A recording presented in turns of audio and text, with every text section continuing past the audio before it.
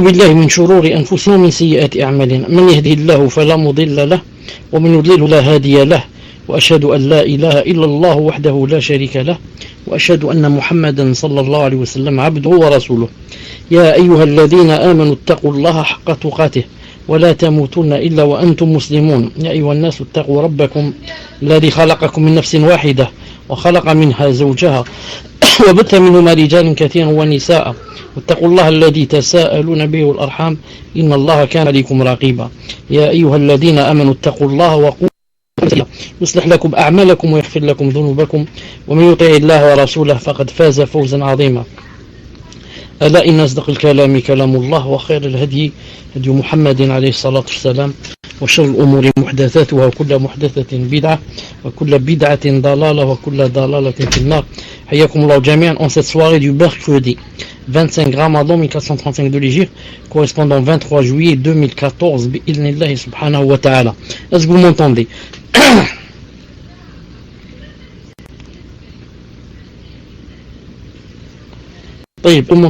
Alhamdulillah.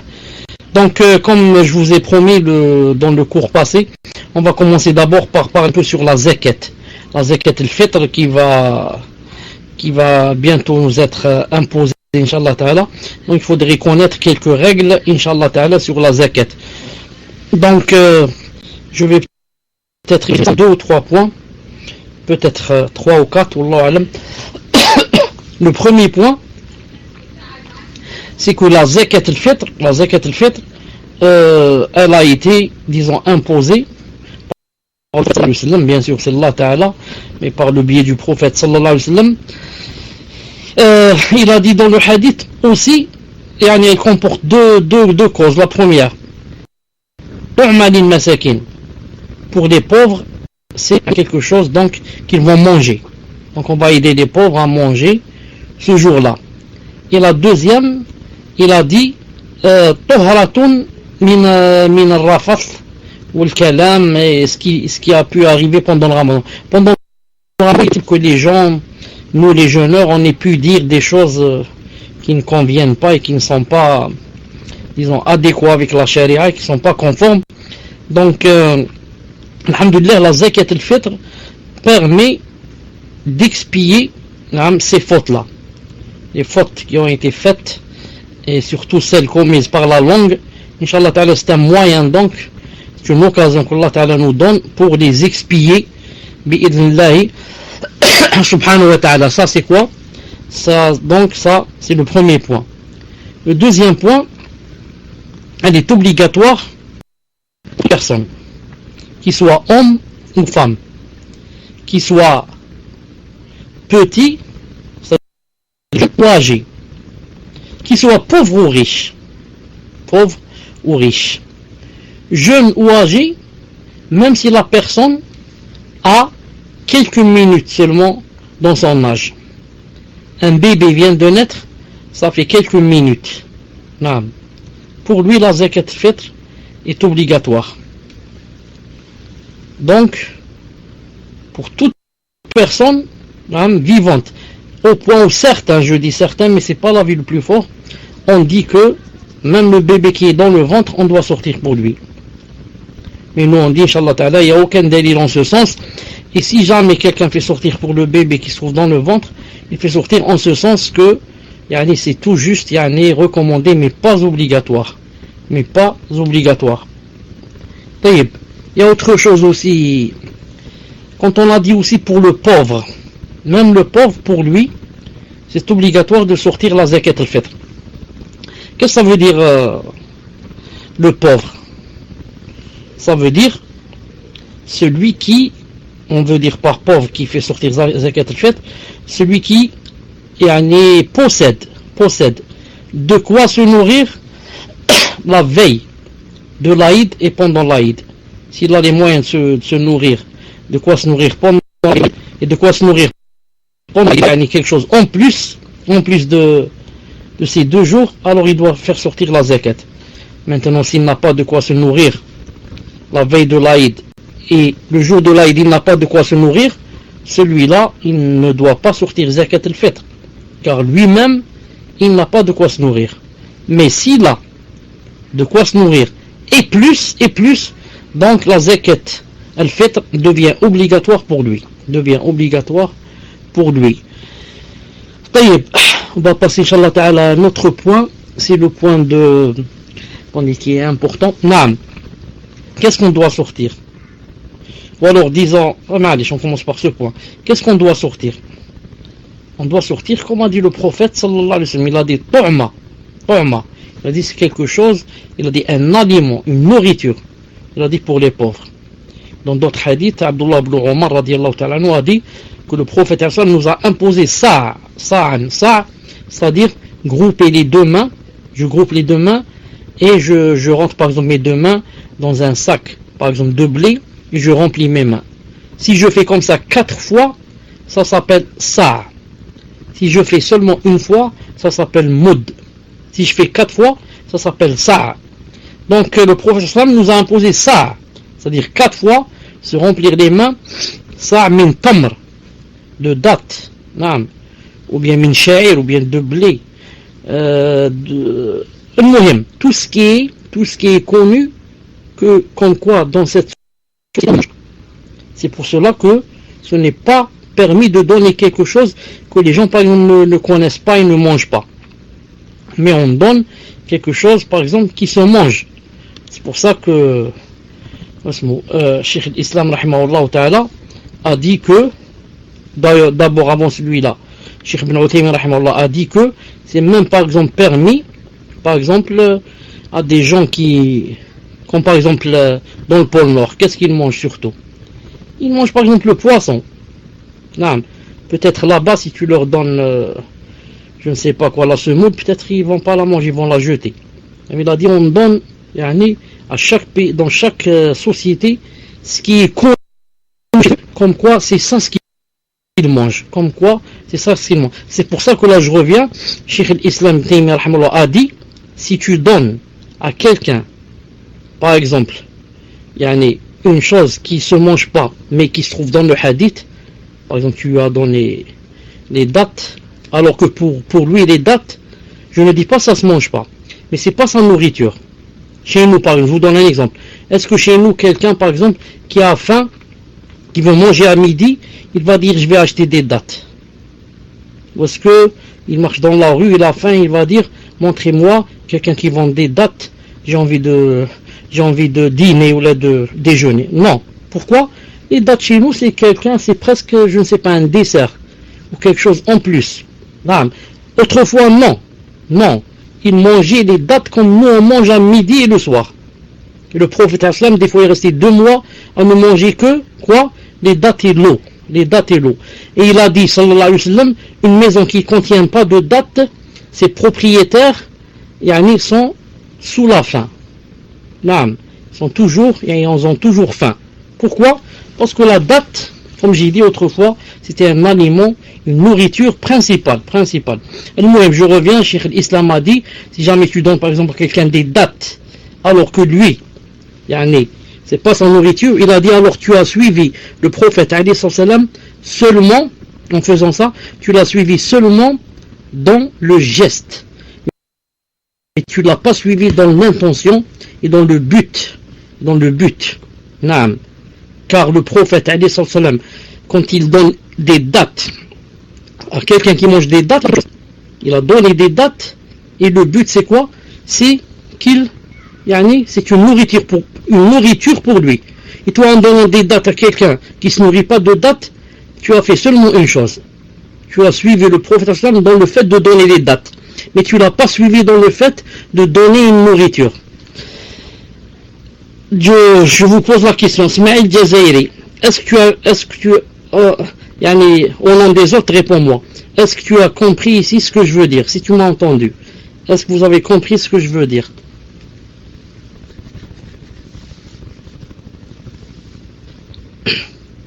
Compris? Alhamdulillah. Mahmoud, qu'est-ce que ça veut dire le point d'interrogation que tu viens de mettre? Qu'est-ce que ça veut dire le point d'interrogation? Bon, il a quitté. Je continue, je disais, c'est pour cela aussi, là on va passer à un autre point important, ou avant cela, disons, je passe à un autre point. À qui on donne cette nourriture qu'on doit donner? À qui on la donne? Certains se trompent et croient que c'est comme la zakat de l'argent, qu'on la donne aux 8 catégories de gens qui ont été cités dans le Coran. Aux 8 catégories de gens qui ont été cités dans le Coran. Vous savez qu'il y a 8 catégories de gens qui ont été cités dans le Coran, dans un verset, et la fin du verset. Croient que c'est ainsi, alors que c'est pas vrai. C'est pas vrai. La zakat de fête du Ramadan, de la fin du Ramadan, on la donne aux pauvres, c'est tout. On la donne pas, par exemple, à celui qui est endetté. Alors que la zakat de l'argent, on peut la donner à quelqu'un qui est endetté. On la donne aussi à quelqu'un, par exemple, qui va au djihad. Alors que celle-là, non. Zakat al-fitr, on la donne seulement à un pauvre et miskin, comme dans le hadith. Un autre point très important, c'est quoi ce point très important? C'est, est-ce que c'est permis, au lieu de la donner en nourriture, de la donner en argent? Au lieu que je la donne en nourriture, est-ce que c'est permis que je donne de l'argent? Surtout que les gens, certains gens, alors beaucoup de gens, hein, si tu leur donnes par exemple des dates, ou tu leur donnes la semoule, ou bien, hein, ils n'en ont pas envie. Ils ont surtout envie, quoi, d'acheter des vêtements à leurs enfants, etc. Donc est-ce qu'on peut la donner en argent ou de la donner en nourriture? La réponse, si on la donne en argent au lieu de la donner en nourriture, l'avis le plus fort, Inch'Allah Ta'ala, l'avis de la plupart des savants, que la zakat est invalide, elle est nulle, et que ça veut dire que tu n'as pas donné la zakat, et aussi ça veut dire que tu as fait un péché. C'est-à-dire que tu as fait un péché. Pourquoi? Regardez, 3 grands savants, parmi les 4 grands savants connus, l'imam Malik, rahimahullah, son élève, l'imam Shafi'i, ensuite l'élève de Shafi'i, l'imam Ahmed, ces 3 grands, en quiconque, dont la zakat, le fitr, en argent, sa zakat est nulle. Seulement, le 4e imam, c'est-à-dire le premier, par rapport à l'âge, Abu Hanifa rahimahullah, il a dit c'est permis de la donner en quoi? En argent. Donc maintenant, si on va voir du côté du nombre, on a 3 qui ont dit c'est nul. Un seul a dit c'est quoi? C'est permis, c'est Abu Hanifa. Sans parler des autres savants, des centaines qui sont venus après et qui ont dit que c'est nul. On parle seulement de ces 4 grands imams. Deuxièmement, vous savez tous, et c'est pas la peine de vous apprendre cela, que l'imam Hanifa rahimahullah, sa science comparée à celle de Imam Malik et Shafi'i et Imam Ahmed wa ma adraka man Ahmed, que c'est vraiment, on va pas dire que l'imam Abu Hanifa n'est pas un savant, non, astaghfirullah ma'adallah. L'imam Abu Hanifa, c'est connu qu'il a vécu en Irak. Il est connu qu'il a quoi? Il a l'école qu'on appelle Al-Ra'i, c'est-à-dire l'école de la raison. Alors que les 3 autres, ils sont connus, ils ont l'école de quoi? L'école de l'Athar, l'école du Hadith. Donc toi, quand tu me parles avec ta raison, et moi je te parle avec le Hadith, il y a une grande différence entre nous. Et l'imam Abu Hanifa rahimahullah est excusé. Il a vécu loin de Médine, en Irak. Les autres ont vécu à Médine, là où le Coran est descendu. Enfin, le Coran est descendu à la Mecque, mais aussi là-bas. Et c'est là-bas, la base du din, à Médine. Al-Muhim. Autre chose très importante, c'est quoi cette chose très importante? Comment le prophète sallallahu alayhi wa sallam dit que c'est ça, si vous trouvez le mot ça en français, dites-le moi. Je vous dis ça, c'est grouper les mains 4 fois.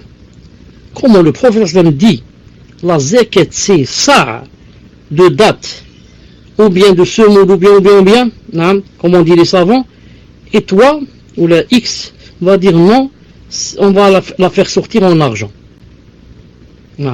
Si quelqu'un va dire mais il y a des pauvres, Nous, on va leur dire, mais Allah subhanahu wa ta'ala savait qu'il y a des pauvres. Et pourtant, il a dit, faites-la sortir en nourriture. Ensuite, autre chose. Toi, pourquoi tu laisses les pauvres? Non, tu leur donnes pas de l'argent nécessaire, et tu laisses seulement le jour de la veille de l'Aïd, et tu veux leur donner de l'argent.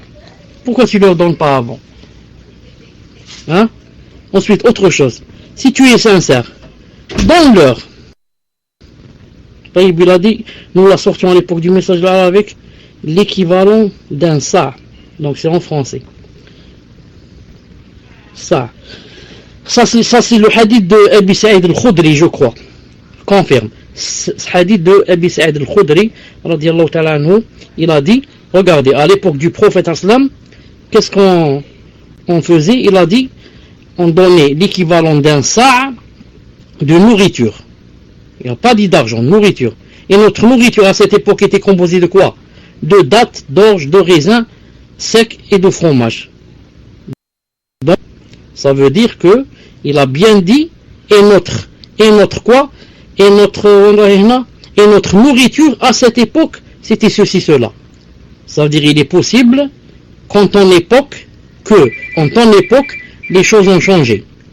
Et que, par exemple, la date ne devienne plus une nourriture. Comme ici, raisins secs.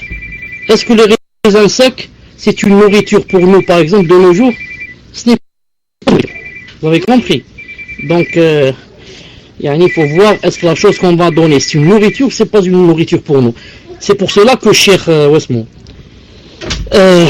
Uthaymin rahimahullah a permis aussi de donner la zakat en spaghetti. Il a dit comme macaroni, spaghetti, il a dit tout ça, c'est maintenant nourriture de notre temps. Donc je disais, on ne peut pas la donner en argent, il faut la donner en nourriture. Ensuite, autre chose. Regarde, quand tu la donnes en nourriture, voilà, alhamdoulilah, quand tu la donnes en nourriture, maintenant, ou plutôt, tout le monde est d'accord avec toi, tous les savants sont d'accord avec toi que quoi? Que tu as fait l'obligatoire, alhamdoulilah, et que maintenant tu n'as plus de dette. Mais, par contre, si tu la donnes en argent, 3 grands savants vont être contre toi et vont te dire, esmahli, ta zakat est nulle. Vous avez compris la différence? Quand je la donne en nourriture, même Abu Hanifa, qui a dit on la donne en argent, va te dire, tu as bien fait. Moi j'ai dit en argent, c'est-à-dire à cause des pauvres, mais j'ai pas dit que on la donne, si celui qui la donne en nourriture, c'est pas valable. Donc même Abu Hanifa va être d'accord avec toi. Alhamdoulilah, tu l'as donné en nourriture comme c'est dans le hadith. Par contre, quand tu la donnes en argent, 3 grands savants au moins vont te dire, smahdi, il faut la donner en nourriture et donc elle n'est pas valable. Donc le sa équivalent équivaut à 4 fois les 2 mains pleines d'une personne normalement constituée. Naam, barakallahu fik. Et c'est pour ça que le sa, c'est bien celui qui va par exemple en Arabie Saoudite. Je crois même qu'il y a en France, on m'a dit ça, il se vend, c'est une mesure que tu peux acheter et tu la laisses chez toi et seulement pendant le Ramadan, tu en as besoin. Tu la prends et tu vas chez l'épicerie par exemple, tu lui demandes, tu remplis 4 fois. Tu remplis 4 fois avec ce sa, par exemple la semoule, et tu lui dis-moi combien ça coûte ce que je viens de peser maintenant. C'est masha'Allah. Une mesure qui équivaut à environ 3 kilos. Naam. Et je reviens à autre chose. Je disais toujours par rapport à la zakat, par rapport à l'argent. Naam. On a dit à l'imam Ahmed rahimahullah. On lui a dit, il y a des gens qui disent que Omar ibn Abdel Aziz, l'un des grands califes, que Omar ibn Abdel Aziz la faisait sortir en argent. Qu'est-ce qu'il a dit, Imam Ahmed, quand on lui a dit ça?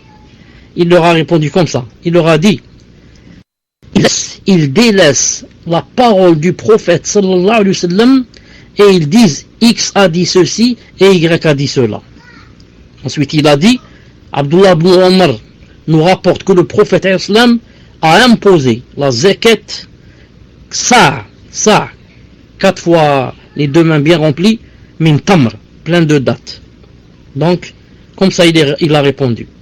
Hein, vous aussi, il y a des gens qui viennent vont vous dire X, Y a dit qu'on peut la faire sortir en argent. Tu lui dis, subhanallah, le prophète m'a dit ça, tamr de date, et toi tu dis en argent. Moi je ne prends pas de l'avis d'une personne si j'ai un hadith authentique. Comme ça, a voulu leur dire Imam Ahmed rahimahullah. Et parmi les grands savants qui ont dit que c'est obligatoire de faire sortir la zakat al-fitr en nourriture et pas en argent, parmi les grands, Ibn Taymiyyah rahimahullah, Ibn al-Qayyim, parmi les contemporains, Ibn Baz rahimahullah, Sheikh Ibn Uthaymin rahimahullah, Sheikh al-Albani rahimahullah. J'ai la cassette, elle se trouve sur internet, si vous voulez je vous donne à quelle minute même il parle de ça. Naam, Cheikh Fawzan, hafidahullah. Tout cela on dit que on doit la faire sortir en nourriture et non pas en argent, sinon elle n'est pas valable. Naam, au temps du prophète alayhi salam, il y avait des richards. Abu Bakr Siddiq était un richard. Uthman ibn Affan était un richard. Abdurrahman ibn Auf était un richard. Naam, il y avait plein d'or, plein de... Il n'a pas dit faites-la sortir en argent. Il a dit vous la faites sortir en nourriture. Maintenant, si j'oublie pas, et vous aussi, si vous avez des questions, des choses dans la zakat que j'ai oublié, donc qu'est-ce qu'il reste à dire sur la zakat? Il reste un point très important, j'allais l'oublier. La zakat, quand est-ce qu'on la donne? De préférence, zakat le fait, de préférence pour celui qui peut, mais c'est très difficile. Et même je dirais que je ne conseille pas de nos jours, tellement c'est difficile. C'est quoi? C'est de la donner le jour de l'Aïd avant la salat. Mais c'est très difficile. Parce que la salat, si c'est à 7h30 du matin, donc toi tu dois la donner vers 6h du matin, ou 6h30 du matin, où tu vas trouver ce pauvre-là. Et si jamais tu la donnes après la salat, ce n'est plus une zakat et elle n'est pas acceptée. Donc, alhamdoulilah, les savants ont permis de la donner la veille de l'Aïd et même un jour ou 2 jours avant l'Aïd. Ils ont cité le hadith de Abdullah ibn Omar authentique qu'il faisait sortir la zakat 2 jours avant l'Aïd. Donc, nous on dit, il est permis de faire, ou plutôt de sortir la zakat 2 jours avant l'Aïd. Et le mieux serait de la faire sortir 1 jour avant l'Aïd. Comme ça, plus tu t'approches de l'Aïd, plus c'est mieux. Car la vraie sunna, c'est de la donner juste avant la salat. Or, comme c'est très difficile, il vaut mieux que je la donne 1 journée avant la zakat. C'est mieux que de la donner 2 jours avant. Et celui qui la donne 2 jours avant, c'est permis. Mais 1 jour avant, c'est encore mieux. Qu'est-ce qu'il reste donc attendez, je réfléchis s'il y a quelque chose. S'il y a une autre chose, faites-moi rappeler. S'il y a autre chose. Moi, je suis en train de penser qu'est-ce qu'il reste. Ah oui, il reste une chose aussi. C'est l'essentiel peut-être. Qu'est-ce qu'il faut donner? Là, je rappelle entre parenthèses que on peut la donner, c'est-à-dire la personne qui la donne, elle la donne pour elle et pour son épouse et ses enfants. Et pour les personnes qui vivent, qui dépendent d'elle financièrement. Vous avez compris? Toute personne qui dépend de moi financièrement, je donne la zakat à sa place. Même si c'est mieux que la personne donne elle-même si elle a les moyens. Je donne un exemple. Je suis père de famille, j'ai 5 enfants qui vivent avec moi. Ou bien, c'est moi qui vais sortir la zakat à leur place. Ou bien, ce qui est mieux, c'est que eux fassent sortir la zakat eux-mêmes. S'ils ont les moyens, par exemple, ils travaillent, ou alors s'ils ont un peu d'argent de côté. Pourquoi? Parce que le hadith parle à chaque personne, lui a dit, tu dois sortir la zakat. Donc chaque personne, à la base, c'est chaque personne qui est concernée de sortir sa propre zakat. Mais, si une autre personne, ou alors celle de laquelle je dépends, veut la sortir à ma place, alhamdoulilah, c'est permis en islam, à condition que ils m'apprennent, ils me disent c'est moi qui vais sortir la zakat à ta place pour que je mette l'intention, Est-ce qu'il y a autre chose? Rappelez-moi s'il y a autre chose. Non, il y a autre chose. La zakat, on la donne là où on se trouve quand c'est le moment de la zakat. Par exemple, il y a des gens maintenant de France qui sont dans la Umrah. Qui sont en Umrah. Qui donne la zakat? Ses parents donnent en France, ou là son frère, ou là son épouse, à sa place, ou bien lui, il donne qui est à Umrah. Lui, il donne. Pourquoi? Chaque personne donne à l'endroit où elle se trouve quand c'est le moment de donner la zakat. Si par contre, là où il est, à la Umrah ou je ne sais où, et il n'a pas d'argent, ou alors il ne sait pas qui l'a donné, il ne trouve pas, mais il téléphone à là où il habite, à ses parents, il leur dit, faites sortir la zakat à ma place.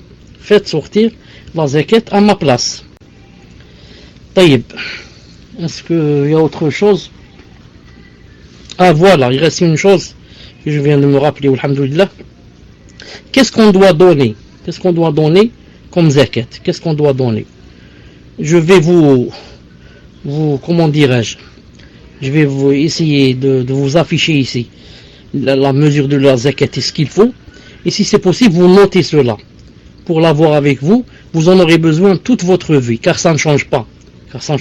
Toute votre vie, vous aurez besoin de ce que je vais afficher, bi'idhnillahi subhanahu wa ta'ala. Donc c'est bien de l'écrire, bi'idhnillahi ta'ala. Dites-moi seulement si ça s'affiche, car j'ai peur que ça s'affiche pas. Si ça s'affiche, ça s'est affiché, dites-le moi.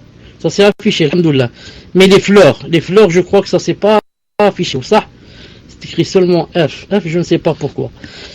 Mahmoud, les fleurs partout, là, seulement les 4 premières. Je vois 5 fleurs, c'est tout. 5 fleurs ou plus? 5 fleurs ou plus? Même. 5, voilà, comme je disais.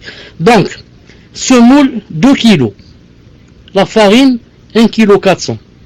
Si c'est des lentilles, 2 kg 100. Si tu choisis les haricots, 2 kg 60 grammes. Si tu choisis les pois cassés, 2 kg 240 grammes. Si tu choisis le blé, 2 kg 40 grammes. Si tu choisis les raisins secs, 1 kg 640 grammes. Si tu choisis le couscous, 1 kg 800. Si tu choisis le couscous à gros grains, 2 kg. Si c'est les dattes, 1 kg 800. Si c'est le pois chiche, 2 kg. Si c'est le riz, 2 kg 300. Naam.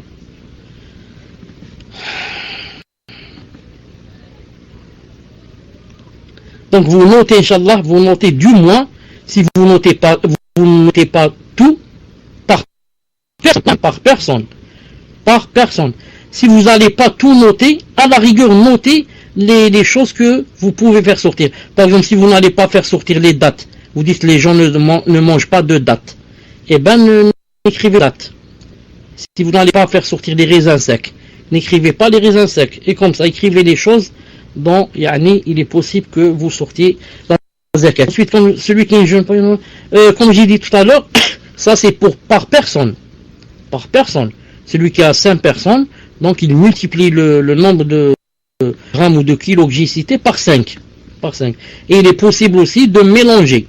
Il est possible que je mette par exemple un peu une mesure de date, une mesure de semoule. Il est permis de mélanger. Maintenant, je vous donne, Inch'Allah Ta'ala, le micro pour poser des questions. Il a dit, celui qui ne jeûne pas, il donne ou pas la zakat? Il donne, même s'il n'a pas jeûné. Il donne, car à la base, il devait jeûner. Je vous donne, Inch'Allah Ta'ala, le micro, tfadlal.